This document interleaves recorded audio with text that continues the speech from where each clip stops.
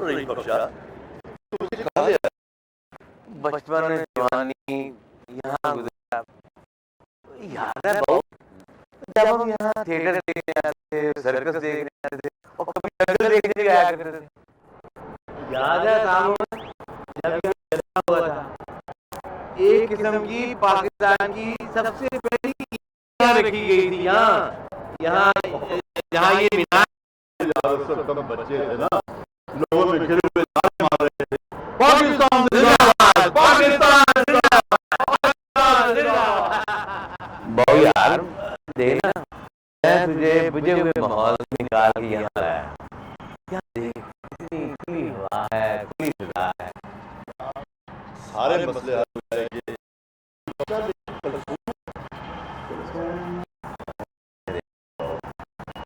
सिर्फ ना जमशेद के बारे में सोच, और मैं जमशेद के बारे में सोचूं या कलसूम के बारे में? बहु यार के बारे में नहीं सोच, उसकी सरकार ने शादी कर, घर में रौनक हो जाएगी और तेरा दिल आ जाएगा। यार ये सोचने के लिए हाँ हाँ सोच ले तू। बाबूजी, चाय।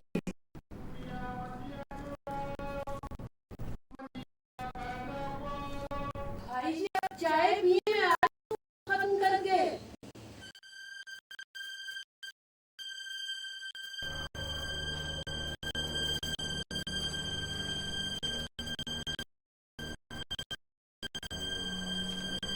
चलो हाथ नहीं लगा,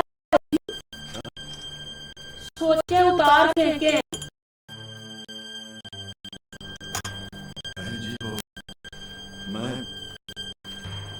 दहा में फंस अल्लाह रहम करे, आप क्या आ गया? पुरानी दोस्ती है, भाई जी खोल कर बात। बात ऐसी है बहन जी कि मैंने कभी अपने आप से खुद नहीं की। फिर उलझा दिया, बात करो भाई जी। बख्श ने ऐसी बात की है, मतलब जमशेद की शादी कर रहा है। अच्छा समझ गई। तो भाई जी आप जमशेद से बात कर लें। कैसे? और उसने भाई जी जमशेद आप तीनों बेटों से मुख्तलिफ है। आपको पता नहीं, जब आपका एक्सीडेंट हुआ था तो आपको उनकी जरूरत पड़ी थी। जमशेद और कुलसुम का खून आपको रास आया था, बाकियों का खून सफेद हो चुका था और है, इसलिए उनका खून आपको रास नहीं आया। मुझे यकीन है जमशेद आपकी हाँ में हाँ मिलाएगा और दोस्ती लाएगा आपकी। बहन दुआ कर। लगता है भाई जी आप तीनों बेटों की नाफरमानी ने आपका जमशेद से बात करने का हौसला छीन लिया। हाँ बस कुछ ऐसे ही है।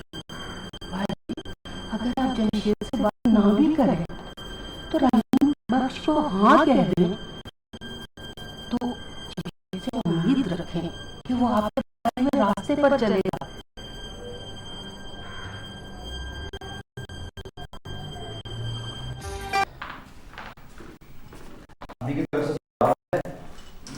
फोन करूंगी आज जैसे। तो अभी करो ना, मैं इधर ही हूँ। उन्हें कोई बिजनेस के मतलब पूछना हो तो मुझसे पूछ लें। करती हूँ।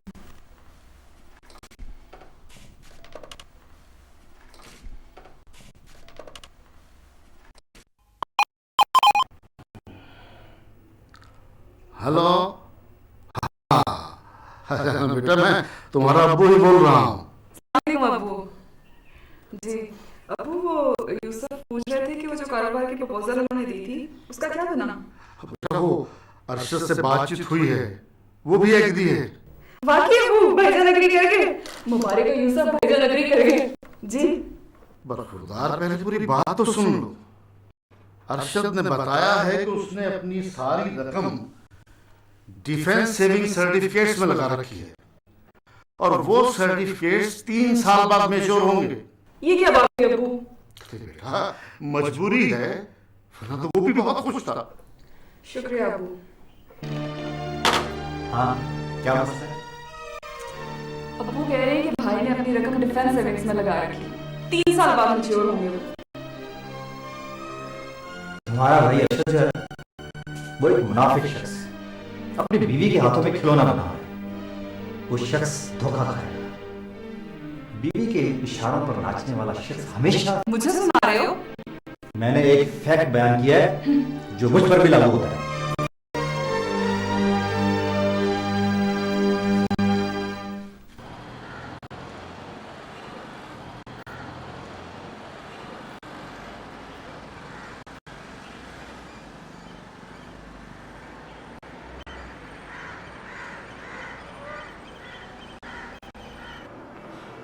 तुम पहले सरकार आप खुद पंक्चर थे और अब आपकी साइकिल भी पंक्चर हो गई है। अब क्या करोगे? जो मुझे करना चाहिए। ऐसे करो, ये साइकिल समेत मेरी गाड़ी में बैठ जाओ, चल के इस साइकिल को ना नहर में फेंक देते हैं। सामान समेत? तुम जाओ, मैं भी पंक्चर लगवा के आता हूं। सुनो, मैं तुम्हारी वो दोस्त बनना चाहती हूँ जो दोस्त की मुसीबत में उसके काम आए। ओह, ख्यालात तो बहुत अच्छे हैं, लेकिन इनके इजहार का ये वक्त बिल्कुल भी नहीं है। प्लीज। किधर जा रहे हो? किधर का ख्याल है? बीमार छात्रों का यही अस्पताल है। डॉक्टर फीका। किधर जा रहे हो? किधर का ख्याल है? 2 मिनट रुकना। बीमार छात्रों का यही अस्पताल है। अभी रेती लगा रहा है, फिर खिलौने लगाएगा, फिर क्या करेगा? पैंचर हो तो बताएगा। ठीक है। तुम्हें पता है फीका जब भी मार्केट में आता है नई आइटम लेके आता है।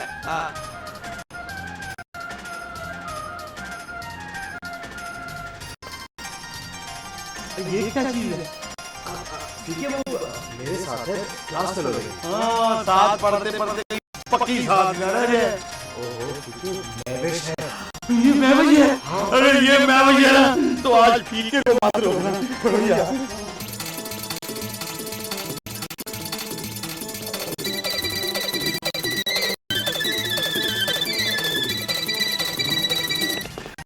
ये नहीं पिए, ये मना भी करे ना, आप एक ही लीड में पिए।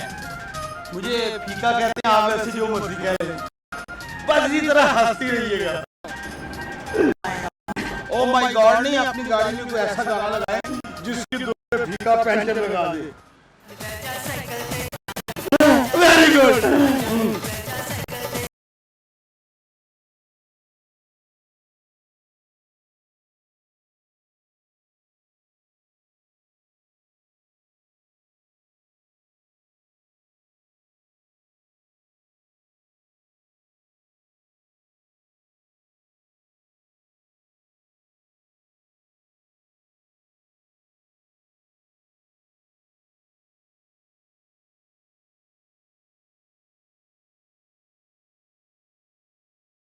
समझ नहीं नवाज, तुमने बात करने के लिए इतनी सुनसान जगह का इंतखाब क्यों किया?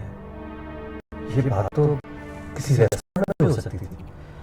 तुम ठीक कहते हो यूसुफ, बात रेस्टोरेंट में भी हो सकती थी, मगर दीवारों के काम होते हैं और हमारे बिजनेस में राजदारी बहुत जरूरी है।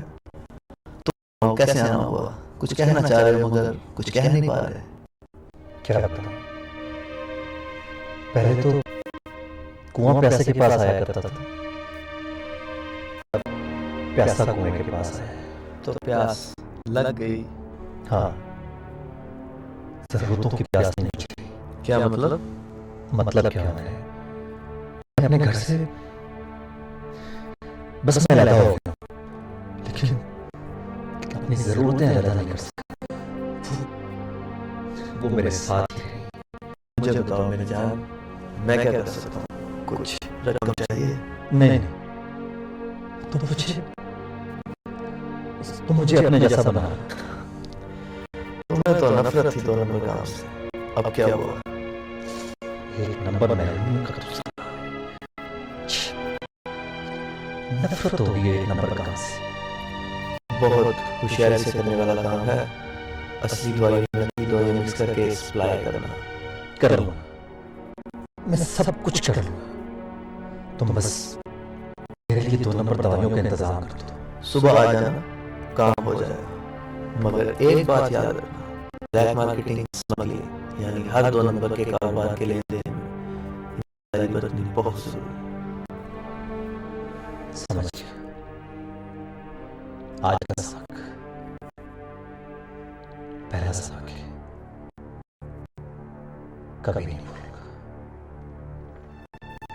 मैं रोमियो को शिकस्त देना है मुझे। चलो फिर, हम चलें।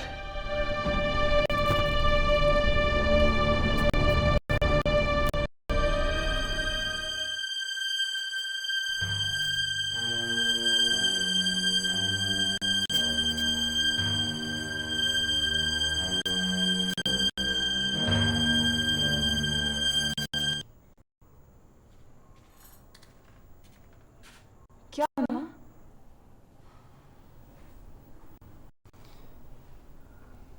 बातचीत कर रहा है, लेकिन ज़ैनब, मुझे बात शुरू करने में बड़ी देर लग गई।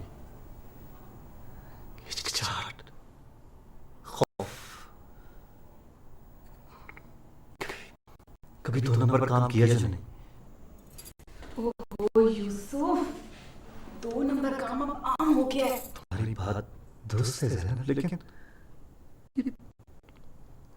ये नाकिस और गलत दवाइयों से लोग मर भी तो जाते हैं। हम भी तो मरे हैं यूसुफ। आप, मैं, हमारे बच्चे, हम क्या शुमार होते हैं? खुदा के लिए यूसुफ, ये बोसीदा अखलाकियात अब दफन कर दें। दफन करके ही तो फैसला किया है।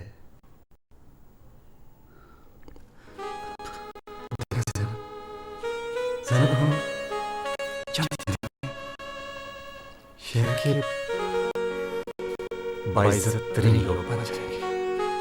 हाँ, बाइज्जत तरीन।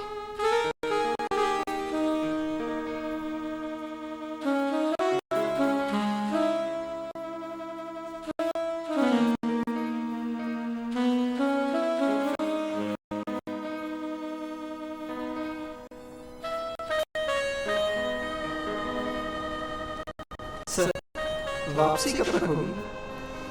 रात का इस्माइल ग्रुप ऑफ इंडस्ट्रीज के यहाँ खाएंगे। नो फोन कॉल, पार्टी का मजा ही किरकिरा होता है। सर, कोई फोन आए तो कह देना कि हम बाहर हैं, प्लीज।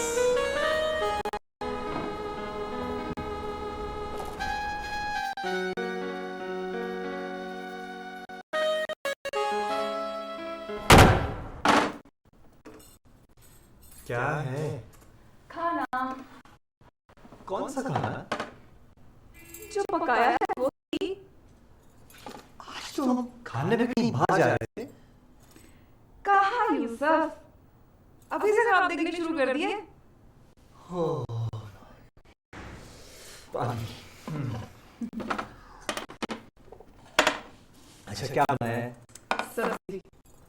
सब्जी। अब देखना चंद ही दिनों में हमारे घर का मेन्यू तब्दील हो जाएगा। अच्छा, वो बात की बात है। आज सब्जी पकी है, सब्जी खानी पड़ेगी। चलें शुरू करें। अच्छा, लाओ भाई।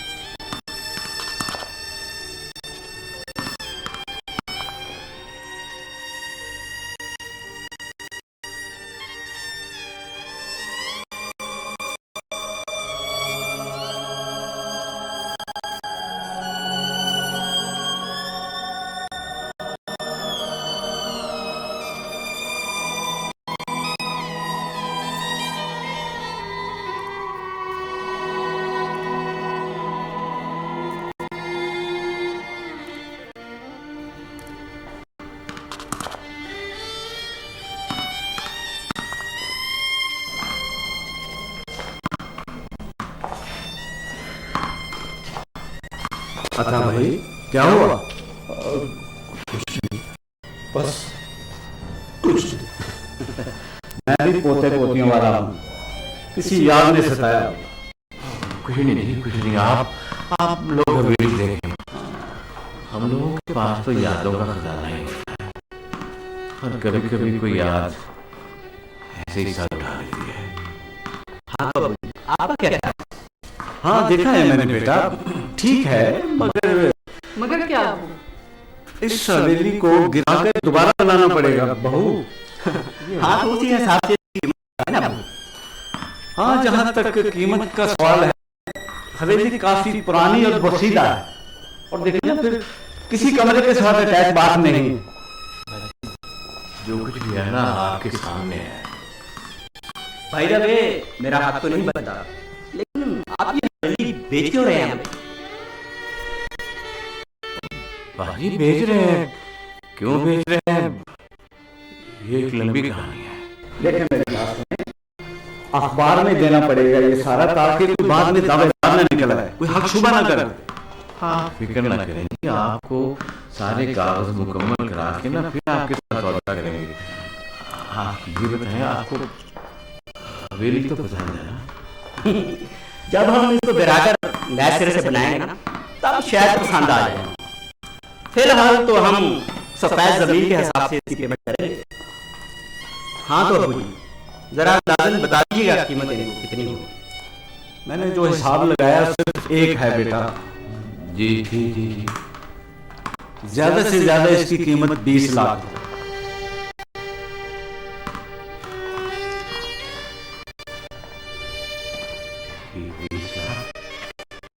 जी हाँ, अगर आपको मंजूर हुआ तो बता दीजिए। ठीक आओ बेटा। हाँ ये है हमारा विजिट कार्ड, इस पे हमारे चारों टेलीफोन नंबर दर्ज हैं, आप हमारे से राब्ता कर लीजिए।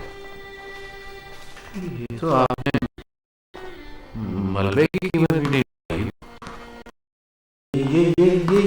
ये तो 16 है, 16 जी। जो मुनासिब था वो हमने आप लगा दी इसकी।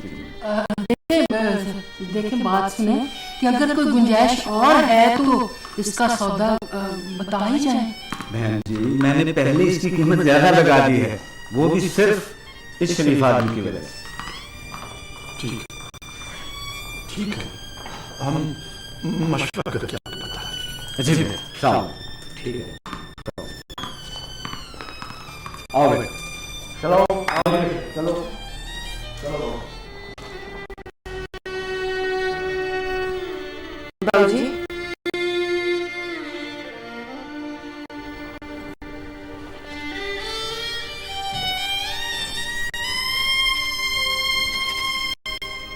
हमें ये घर नहीं बेचना बाबूजी, यहाँ हमारी माँ जी रहती हैं। माँ जी बहुत नाराज हो रही थी, वो कह रही थी मेरे बेटे, मेरी बहुएं, मेरे पोते पोतियां, मेरी कुलसुम कहाँ रहेगी? मना कर दो अपने बाबूजी को। मगर बेटा मैं कहाँ बेच रहा हूँ? बाबूजी कुछ नहीं बेच रहे। कहो अपनी माँ से, मना करते अपने बेटों को, मना करते अपने बेटों को, जो मुझसे मेरी यादें भी छीन लेना चाहते हैं। और मैं तो शायद हवेली के लिए से निकला हुआ ही।